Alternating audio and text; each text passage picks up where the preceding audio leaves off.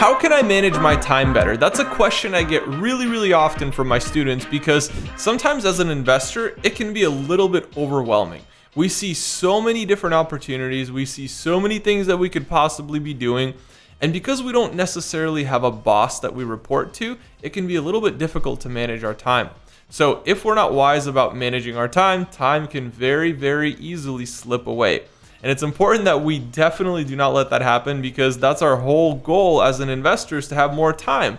So we want our time to be valuable. We want to spend it doing the things that we love instead of just working through busy work or spending it on things that don't really matter in the long run. So one of the biggest things that I believe is super helpful for people who want to manage their time better is by using time blocks. And that's something that I've been using for years. I set up certain hours in my calendar every single day that are set for specific activities. So for example, in the morning, I might have some time set aside for personal time. I might have a gym block. I might have a block for meditation or preparing for the day, planning.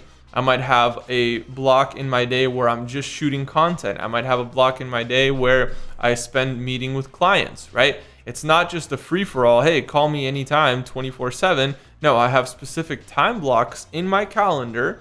And if somebody wants to meet with me, they're going to meet with me during those time blocks because that's my focus time to meet with people. I've specifically set aside that time so that I don't have distractions when I'm trying to meet with somebody, when I'm trying to do a business deal or make a business introduction. I think it's very important because it shows that number one, I respect that person's time. If they're taking time out of their schedule to meet with me, I want to make sure that they're my top priority and I'm not focused on anything else. I'm not trying to call them while I'm at the gym because I mismanaged my time. I'm not trying to call them while I'm on the road. I time block my schedule in such a way that they get all my time and my attention during those specific time blocks. And it also shows that I respect my own time because I have to set boundaries for myself in order to be more effective for my partners, my clients, my investors. I have to make sure that I'm fully focused 100% on what I need to accomplish at that time. And these time blocks make a huge difference for me. They've really been a game changer. I've been using them for years and years now, and it's helped me accomplish more in the long run. Time blocks are just giving yourself permission to do one specific thing during a certain hour or two, right? And they don't have to be long. Time blocks can be 15 minutes. Time blocks can be 30 minutes or an hour. Maybe you need to start setting a 30-minute time block for lunch in your calendar.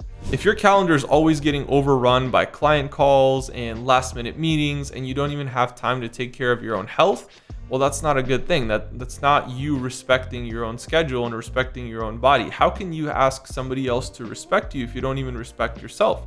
You don't even respect your own schedule. So that's one thing to keep in mind, that you have to set time blocks in your calendar and respect them. If you set a time block to study at a certain hour during the day, make sure that's exactly what you're doing during that hour, because you're going to subconsciously program yourself to respect your word or not, to respect your schedule or not. So if you've set something in your schedule and it's set in your calendar, make sure you actually go out and you execute those things, because that, number one, builds up your self-respect, builds up your confidence as a business owner, as an entrepreneur, as an investor. Doesn't matter what title you have, but you have to build up that confidence by respecting your own word. If you set something in motion and it's even in your calendar, you should respect the word that you've set and that schedule that you've set for yourself, and it's only going to benefit you. Now, the second thing is thinking about priorities ahead of time. So you need to look at both macro priorities and micro priorities. So if this week I'm looking to accomplish X, Y, and Z, I could potentially on Sunday just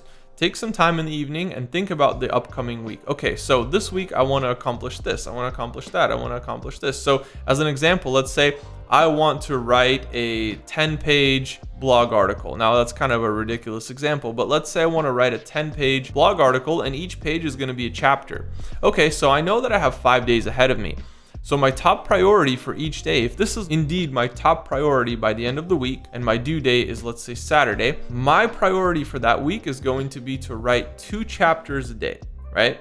So now I've broken it down into the micro. What does each day look like for me? Well, the first thing that I'm going to do before I do anything, before I do any client calls, before I do anything else, I'm going to make sure that I write those 2 chapters. That's my first priority for Monday, for Tuesday, for Wednesday, Thursday, and Friday.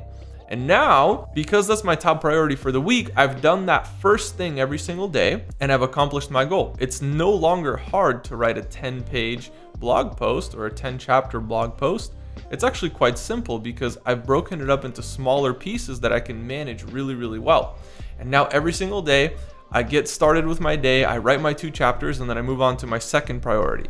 Now, my second priority might be something like, hey, I need to create content for my community, right? Or the third thing might be, hey, I need to check in with these investors, or I need to research a new deal, or I need to do due diligence, right? There's so many different things that we can be focused on. And for me, setting the priorities ahead of time allows me to execute a lot quicker when I'm actually in the game. When I'm actually taking action, I'm moving, I'm doing things, I know what my priorities are, and I do those first. And then after those priorities have been taken care of, I can start focusing on other things. And this actually brings me right into my third point. You should set your top 3 activities for every day. Now, based on your priorities, it's going to be very easy to identify what those top 3 action items are. If it's Monday, you know that in that example, number 1, you need to write 2 chapters. The second thing might be another priority, and the third thing might be another priority. So you have to identify your top 3 priorities for the week and what actionable things you can do every single day that week that are going to bring you closer to meeting that goal. And it doesn't mean that it has to be done in 1 week. It could be done in 1 day, or it could be done in maybe 4 or 5 weeks. It doesn't matter, but you still have those priorities that are going to bring you closer to accomplishing the goals of that project. Maybe it's a deliverable that you're creating. Maybe it's a project that you've been working on for a while and you're just finalizing a few things here and there.